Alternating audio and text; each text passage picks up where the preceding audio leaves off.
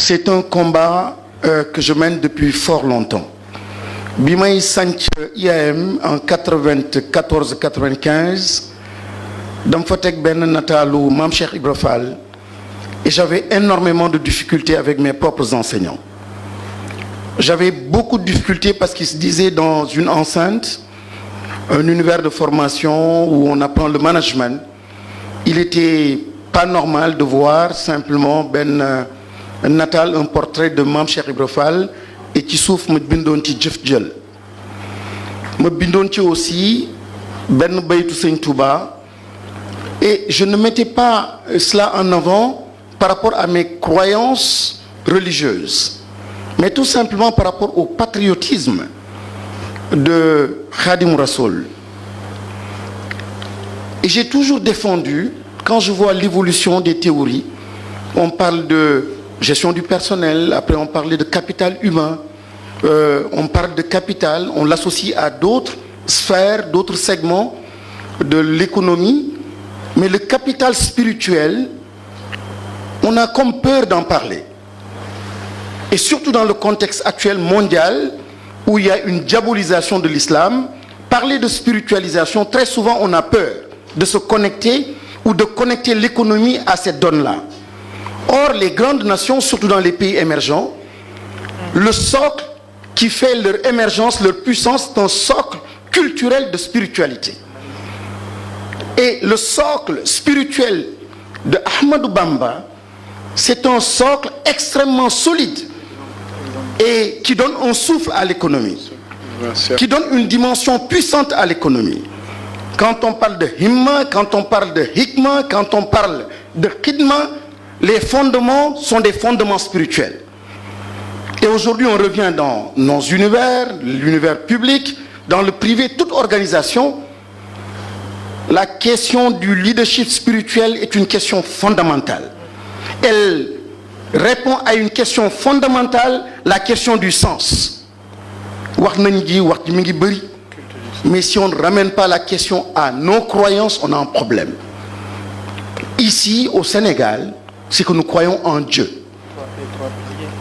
Aux États-Unis, ils croient en Dieu et ils n'ont pas eu de complexe à l'inscrire sur leur billet, le dollar. Et cette croyance en Dieu, chez les chrétiens, chez les musulmans, les Sénégalais que nous sommes, si nous devons concevoir une politique publique, une politique tout simplement, en dehors de cela, il y aura énormément de difficultés. Et quelqu'un l'a rappelé tout à l'heure, pourquoi il y a ce paradoxe? Chez le même citoyen, lorsque il se retrouve dans la communauté mouride ou tidjane ou autre, ou même chrétienne, il se libère, il est en cohérence avec lui-même. Lorsqu'on l'amène dans la République avec des politiques et des théories qui ne correspondent pas à ses croyances, il y a énormément de difficultés. On a évolué, on parle d'intelligence émotionnelle, on se comprend, mais l'intelligence spirituelle, elle est de plus en plus importante. Et le Covid ou la Covid l'a suffisamment démontré. Le sens, le pourquoi, le pourquoi. Moi, je dirais les fennes, et je suis très content, Khadim Bamba. Le pourquoi, et quand on a suffisamment mis l'accent sur la khidma, mais je veux aussi mettre l'accent sur une dimension essentielle, l'unité peut-être ou l'idée porter la khidma, moi, ormal doomu adama. Finalement, lépp Sëñ Touba, moi, ormal nit, la centralité de l'être humain. Et son soufisme, c'est pas un soufisme de wird, acte de tediou, c'est un soufisme au contact de l'humain pour servir l'humain.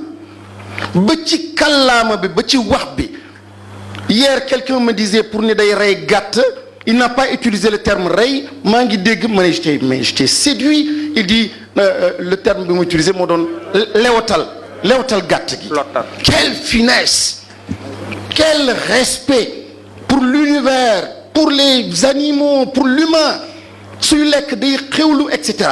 Quand il y a la centralité de l'être humain, kooku du marnaan, kooku hôpital dañ koy toppatoo, kooku xam-xamam dañ koy jox jëmm. Sëñ Touba ormal nit googu, ramener ça dans les politiques publiques, là il y aura un changement, une révolution. Donc l'humain et l'être humain, et c'est possible. L'autre challenge, peut-être la note aussi à faire, après Ousmane Sonko à Khadim Bamba, c'est maintenant comment infuser ça dans nos politiques publiques. Et c'est là la difficulté, c'est là le complexe des hommes politiques. Ils ont peur. Ils ont peur. Et on s'agenouille tous. Quand il s'agit de chercher les suffrages, on va tous à Touba, à Chihuahua. Et quand il s'agit maintenant de définir la politique publique, on a honte d'en parler. On a peur d'en parler. Comment concevoir une politique de l'éducation nationale en mettant en parenthèse la vie de Serigne Saliou Mbacké et ses rapports à l'enfance, ses rapports à l'éducation. C'est un complexe. Il y a une dimension économique, il y a une dimension philosophique, mais sous-bassement, encore une fois, Serigne Touba, il faut déprivatiser Serigne Touba. Je demande à mes parents musulmans ou chrétiens qui sont dans cette salle, ils doivent absolument avoir sur leur bureau le portrait de Cheikh Ahmadou Bamba. Comme ils ont dans leur bureau le portrait de Mandela. Non, il faut que il faut qu'on décomplexe là. Mangi Gurmboubar, c'est bien ce que vous êtes en train de faire. Et petit à petit, en tout cas ces jeunes-là que nous avons dans nos universités, chaque vendredi, chaque jeudi, je les encourage à porter leur daïra. Je les encourage à vivre le management, à vivre l'économie, mais en s'adossant à ce qu'ils sont. Et c'est comme ça qu'on peut transformer de façon profonde et durable notre économie. Maa ngi lay sant, yàlla na yàlla barkeel liggéey bi, la gërëm bu baax. Jërëjëf.